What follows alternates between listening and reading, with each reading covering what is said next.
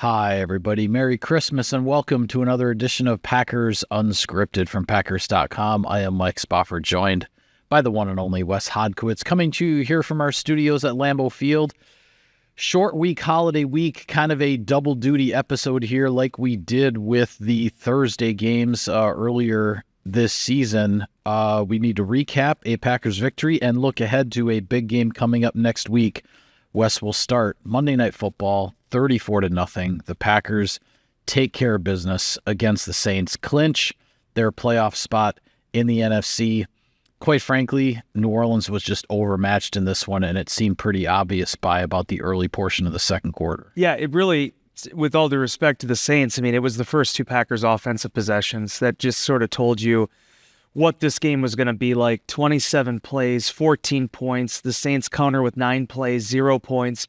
And while Green Bay's offense, at times there was fits and starts after the first two quarters, they just never really gave the Saints any room for hope. The Saints looked like a team that was starting their backup quarterback with a backup running back, with backup receivers.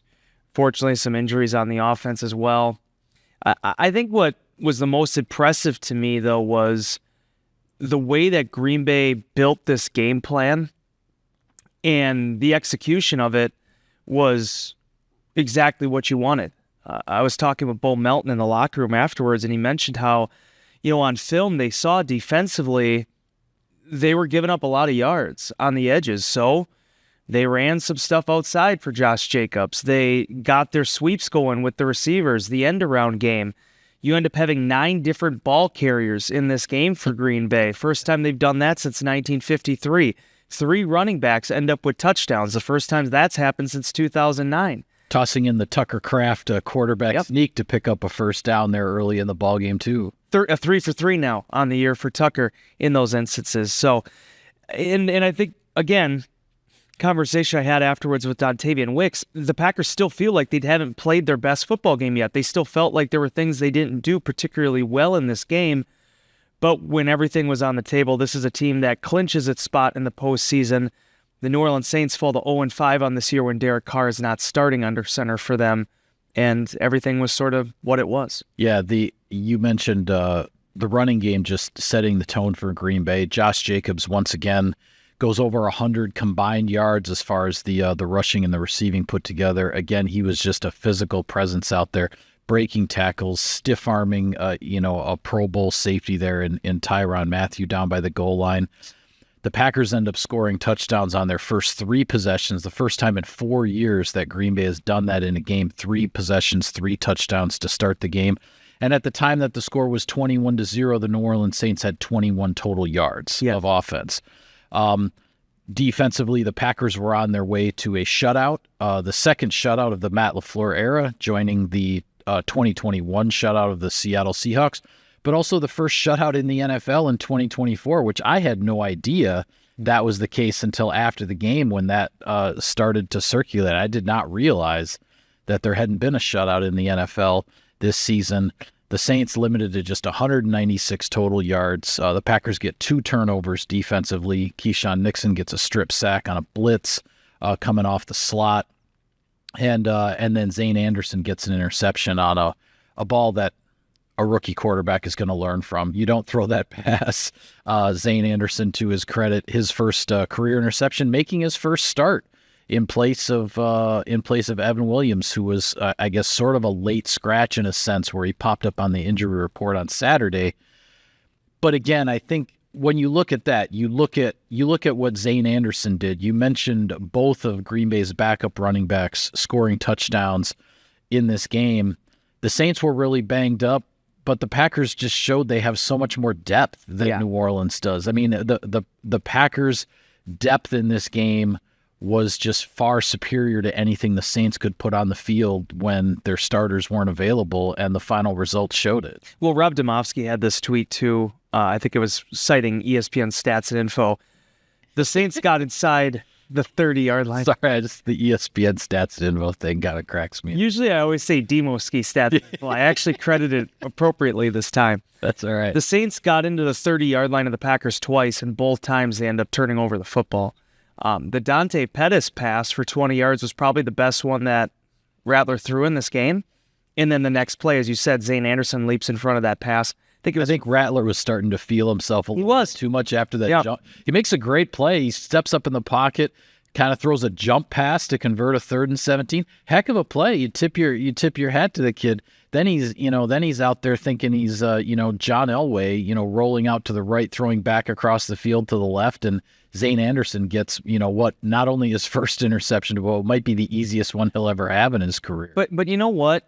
We were talking with Zane about this afterwards, and he didn't say this, but I was thinking it. Those are the interceptions you got to make in this league. Yeah. When a quarterback puts it out there, and a guy like Zane Anderson, who had a few reps at safety this week, and then Evan Williams goes down on Friday with the quadricep, withdraws for practice or was limited in practice, can't go in this game. He's suddenly making his first NFL start. It can't always be Xavier McKinney. It can't always be Rashawn Gary or Kenny Clark or Edgerrin Cooper. Sometimes it's Carrington Valentine getting his first pick. Sometimes it's Zane Anderson getting that pick. And I'll give credit to Rattler with this too. If you look at his statistics this year when he's been out there for the Saints, there's a pretty big dichotomy between when they're in a 2-minute offense and the production he's had and when they've been running their standard set. They got back into that 2-minute rhythm, and it seemed like you said he was kind of feeling himself again. And that could have been a major turning point, in terms of being able to double up potentially, have other opportunities present themselves. Green Bay did not allow that. They did not allow them at the end of the half. They did not allow them in that situation to have any opportunity to come back in this thing. Keyshawn Nixon afterwards was talking about it. Jeff Hafley, this was never the goal to go in and have okay, we're going to shut out the Saints, but this is a testament to those guys stepping up. Green Bay had plenty of injuries on their side of the ball too defensively. Yep. Hafley, I feel like this defense has been working towards this. And with this shutout and with, as you said, 196 total yards allowed, Green Bay now sixth in scoring defense, 7th in total defense. When you look at the balance and the complexity of a 17-game season, when you face an opponent like this, the Green Bay Packers did exactly what they were supposed to do. Yeah, the Green Bay's defense is definitely trending upward. The only real negative coming out of this big Monday night win for Green Bay was the health department. Finding out that Evan Williams, for one, on the defensive side, the rookie safety, it sounds like he could be out at least through the end of the regular season. Matt LaFleur saying hopefully he can be back for the playoffs, but it sounds like he will be down at least for a little bit.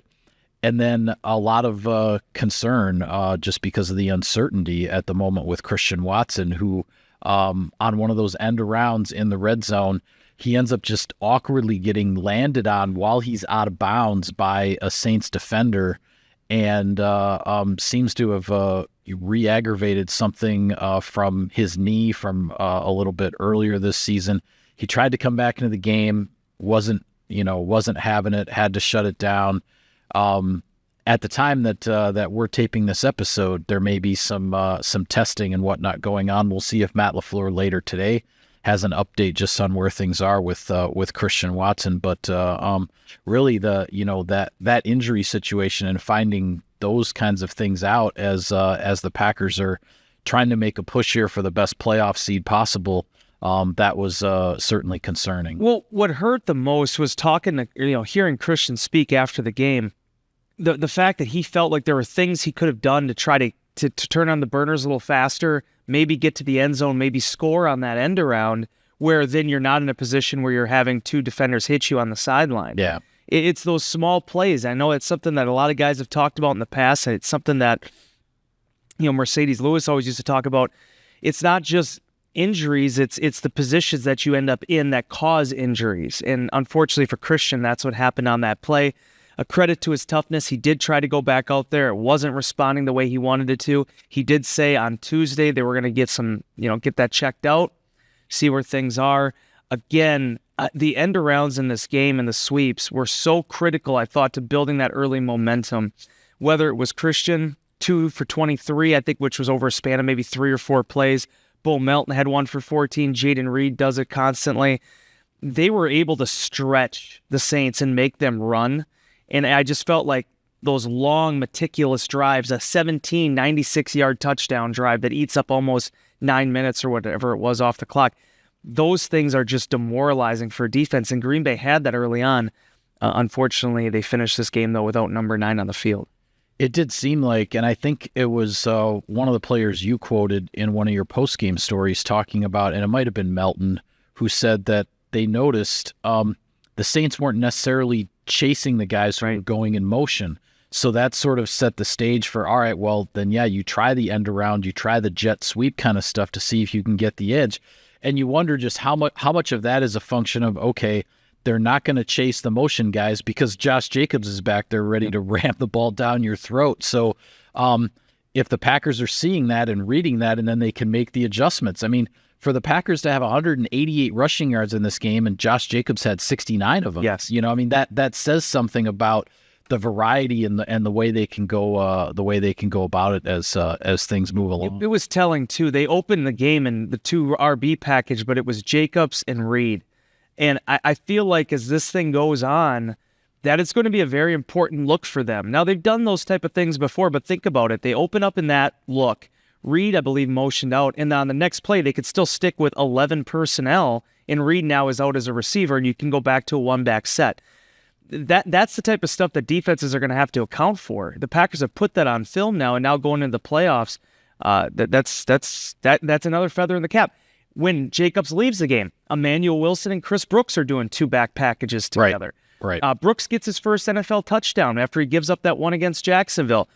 Emmanuel gets his in the fourth quarter. For as much as we've talked about Josh Jacobs this season and him being the bell cow, Green Bay showed in this game when he does go, they shut him down basically after they get to 24-0, that they have other guys they can turn to. I think that's going to be, huge.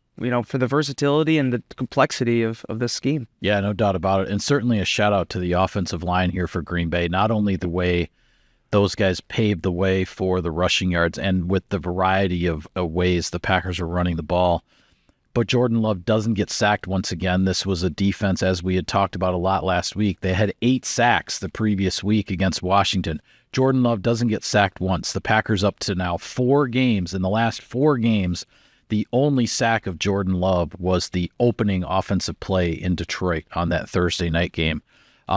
Not a crazy good game for Jordan Love, but certainly he was efficient enough, made some plays. He was just a little bit off target on some downfield throws, but really only put the ball in harm's way once where the Saints had a chance at an interception off a deflection. That didn't happen, so it became another turnover-free game for Green Bay. And when you get up on a team 21-0, it's all about just limiting, if not eliminating, your mistakes on offense because as we saw last week, it's the unfortunate fumble by Josh Jacobs that suddenly got Seattle back into a game when Green Bay was in total command. That type of mistake didn't happen in this game, so the Packers stayed in command, and the defense just rode it out against an offense that didn't have enough playmakers to turn to. Well, and then as you said, Mike, 3 straight scoring drives to open this thing: 10 for 63, 17 for 96, 6 for 67.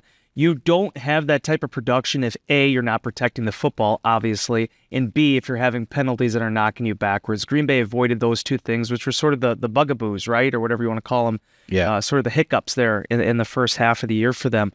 I felt like that was huge. And then also the offensive line, to be able to be in a position now where there's 6 times this year, over 15 games, Jordan Love has not been sacked. I believe that is the most since 2004, if I remember reading Tom notes correctly. Yeah, the great Tom Fanning post-game notes list afterwards. Got some great stuff in there. And to be able to do that against that front, and while still running the ball that well, you're right. It wasn't the virtuoso passing performance, but at the same time, we can't sit here and ridicule that when you and I spent so much time talking and spilling so much ink, as a lot of the beat did, about how this defense had really made a lot of changes since Darren Rizzi took over.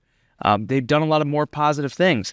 I think Green Bay just hit them with some big shots early on. Yeah. It ended up not being as cold as I think everybody was fearing with the refrigerator talk and all that stuff, or freezer. Yeah, the walk-in freezer walkthroughs. But let's be honest, you're a dome team going from about as south as you can go in the continental United States to right around the most northern point, at least in the National Football League. And you're playing on Monday Night Football, and the Packers get up 21-0 on you. Yeah. It's how you draw it up if you're Green Bay. Yeah, absolutely. Well, the victory puts Green Bay at 11-4 due to the results on Sunday, the Lions beating the Bears, the Vikings beating the Seahawks. The Packers cannot win the NFC North. The chances are very slim anyway. Now it is official. The Packers will be a wild card in the NFC playoffs. So from here, it's about the positioning. Will the Packers get the 5 seed, the 6 seed, or the 7 seed? Currently, Green Bay is in the 6th spot, but Washington, which got a big win, a last-minute touchdown pass by rookie quarterback Jaden Daniels to beat the Philadelphia Eagles. Washington is right on Green Bay's heels. So as the Packers head into this game this week against the Minnesota Vikings over there in Minneapolis at US Bank Stadium, Green Bay is trying to win that game to give itself a chance at the 5 seed, but a loss would put Green Bay in danger of possibly falling to the 7 seed depending on what Washington does over these last couple weeks. So there's still a lot to be sorted out as to exactly how this playoff picture is going to take shape. But the big thing for Green Bay is you've got a chance to be the top wild card. You have a chance to get to the 5 seed, and the only way you can keep that chance alive is to go beat Minnesota. 100%. The Philadelphia game, I said this in Insider Inbox, and I understand the defense kind of wore down. I just thought that was a pitiful performance at the end of that game by the Eagles. You lose your starting quarterback. They did not adjust well after that offensively. And then defensively and special teams-wise, you just collapse under the weight of that final sequence. Jake Elliott took care of business. The rest of that team really didn't. And for them, I mean, that's, again, I keep going back to what happened last year. I understand they're not in the doldrums that they fell into, but you're riding kind of an emotional high after the Lions finally blink, and then you give it right back. Right, exactly. But on the other side of that thing, Jaden Daniels is legit, man. He is a real playmaker, and I thought he was cool, calm, and collected down the stretch to be able to take what Vic Fangio's given him, take what the Eagles are giving him, and then when he had to make the play to win the game, he did it. Yeah, and you want to know just, how slim the margins are in this league, right? The Washington Commanders, they've won a game on a Hail Mary against Chicago, and they've won a game with a touchdown pass with, what was it, less than 10 seconds? 5 seconds. 5 seconds left against Philadelphia. That is the difference between Washington being 10-5 versus 8-7, and they're in very good playoff position to get a spot, whereas they'd really have their backs against the wall heading into these last 2 games. So, as I said, with Green Bay, it's a matter of can the Packers get up to the 5 seed? Can they stay out of the 7 seed? Where exactly are they going to fall there? On the flip side, the Packers' opponent this coming week will move ahead to that game, talking about the Minnesota Vikings. They are 13-2.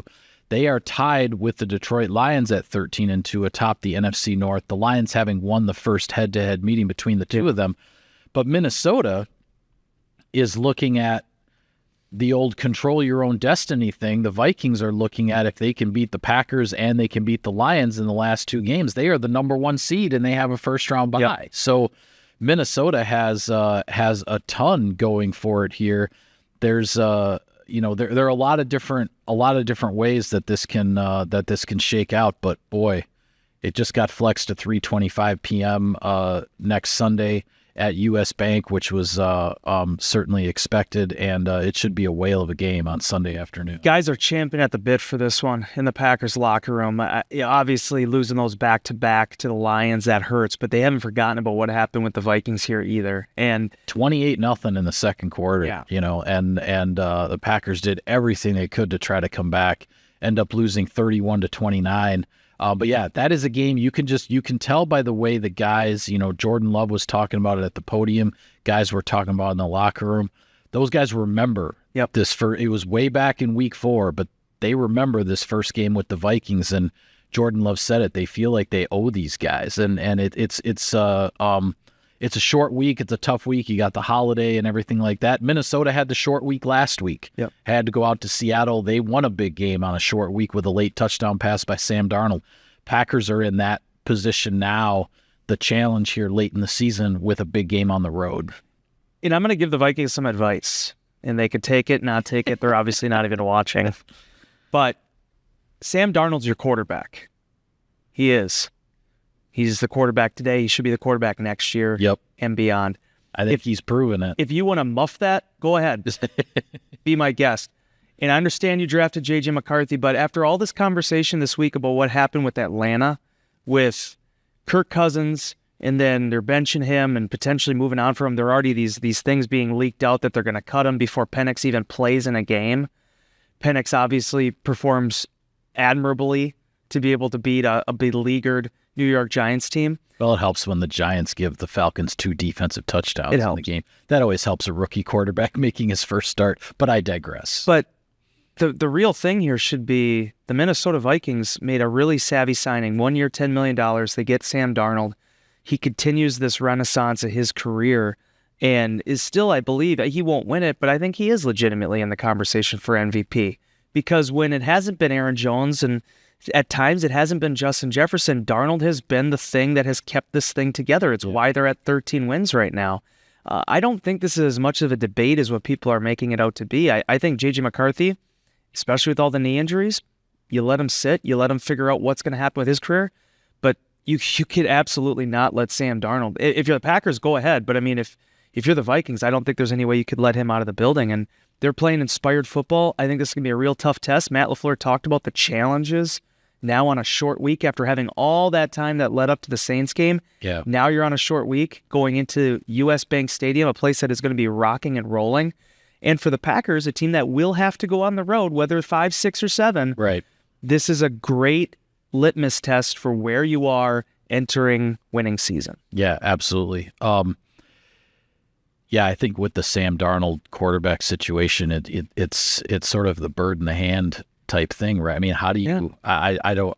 With everything that he has done, I don't know how you just say, "Okay, Sam, thanks for the memories. Now, we're going to go with the guy we drafted." Like, I mean, they're 13-2. Negotiations will probably end up getting kind of serious, but they're 13-2 with one of their losses to another team that's also 13-2. By the way, I mean, so yeah, I'm totally with you there. I want to get to our keys to victory here, but I should take care of some sponsor business before too much longer. Sirius XM NFL Radio delivers hard-hitting analysis and up-to-the-minute NFL news that true football fanatics need 24/7, 365. And at Cousin Subs, we have something for everyone, like our Wisconsin cheese curds, mac and cheese, golden fries, and creamy shakes, all paired with your favorite sub or sub in a bowl. Cousin Subs, 50-plus years of better. All right, the Minnesota Vikings, we know all about them. We don't need to... We don't need to go through the ABCs of Sam Darnold, Justin Jefferson, Aaron Jones, TJ Hawkinson, Brian Flores and that defense and all the crazy looks and crazy blitzes and fake blitzes and everything else. It sounds like Harrison Smith is going to be back from his injury. He's always been a nemesis for Green Bay in the back end there at safety for Minnesota. A lot of things you can line up as keys to victory. What's at the top of the list for you? Well, and it's the reason, in my opinion, Kevin O'Connell is at near the top of the list for Coach of the Year. A lot of the same threats that were there in that first matchup with the Vikings are still there. Andrew Van Ginkel has been fantastic here for them. 11 sacks on the year. Blake Cashman has battled some injuries, but he had a 12-sack performance against Seattle. I feel like he's been a big difference maker on the defensive side of the ball. Offensively, Justin Jefferson, the best receiver in the National Football League. Green Bay has to find an answer for that. Is Jair Alexander going to be available? Is he not going to be available? If that's the case, what combination of defensive backs and approach and scheme are you going to utilize to minimize him, to try to contain him? And certainly trying to get Sam Darnold off his rhythm and offensively protect the football. I said 6 different things there, Mike, but if you go back to the Unscripted we did 2-3 months ago, it's probably the same exact thing I said back then. You know what you're getting with the Vikings. You know what their defensive look is going to be like.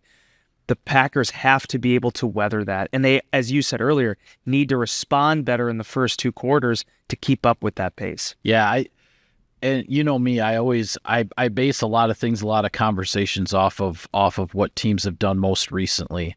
And seeing how Justin Jefferson in a lot of ways kind of took over that game in Seattle. I mean, the Seahawks just couldn't handle it. No. And in a lot of ways it felt, even though the Seahawks did have a lead at one point in the fourth quarter, the way Seattle had been struggling dealing with Jefferson, it felt somewhat inevitable that Justin Jefferson was going to beat them, and ultimately he did. I think if you're the Packers, and I know the game is never this simple, and Hawkinson and Jordan Addison and Aaron Jones and all these guys can hurt you. I just don't think you can let Justin Jefferson beat you. You have to make Sam Darnold go somewhere else in order to beat you. And the best way to deal with Sam Darnold, of course, is to try to disrupt him. I think the Packers have been on a pretty good run defensively at not letting quarterbacks get comfortable. Jared Goff in that Thursday night game in Detroit, he certainly had a level of comfort, but he was also running a game plan with all these screens and just getting the ball out right away. And Ben Johnson wasn't going to let the Packers defensive front disrupt, what he was trying to do offensively. What the Packers can do to try to, get Sam Darnold out of a rhythm or prevent him from getting into a rhythm, I think potentially goes a long way. 45 sacks this year for Darnold. When the pressure has been there, that's been a key. But as you said, Mike, we can, you tip your cap to TJ Hawkinson, you tip your cap to, Jalen Naylor and all these other people that they have. But realistically, it comes down to 3 weapons for the Vikings. Jefferson at the top of the list, Jordan Addison, and what he's done as the complementary piece, and Aaron Jones notching another 1,000-yard season, appearing like he's put some of the issues that he had earlier this season injury-wise behind him, still a factor in the passing game as well. Those have been the 3 outlets for Darnold. Hawkinson's not had a fantastic year. Still doesn't have a touchdown this season. So the Packers want to try to keep that trend going. Some of the things that you would think of when you think of how spread out they are in the offense, it still comes back to that trio. And I feel like if you take away or you contain some of those threats, that's where you're ultimately going to have success. In addition to the fact that Jordan Love and this Packers offensive line have to manage the Brian Flores defense and the looks and the misdirection and the pressures. One reason Jordan has gotten into this rhythm that he's been in, he has not been pressured a ton. And I feel like that's really when he's at his best. He's back there, he's standing tall, he's looking downfield, looking to make a play. Yeah, I don't pretend to be an expert on the Vikings and their defense and what Brian Flores is doing, but the times that I have watched the Vikings this year, there are moments where you see, whether it's Geno Smith of the Seahawks or Kyler Murray of the Cardinals, even other quarterbacks as well, suddenly an opposing offense will put together a drive on the Vikings, get the ball in the end zone, and you're like, oh, well, is the Vikings defense, showing some vulnerability? One of the things that I think makes the Vikings defense so tough is that they don't give up scores on like back-to-back possessions very often. Right. Like they'll give up a score, but then the next one, they're very likely getting a 3 and out. Like they have this way of bouncing back, making adjustments, making things difficult on you after you've had some success.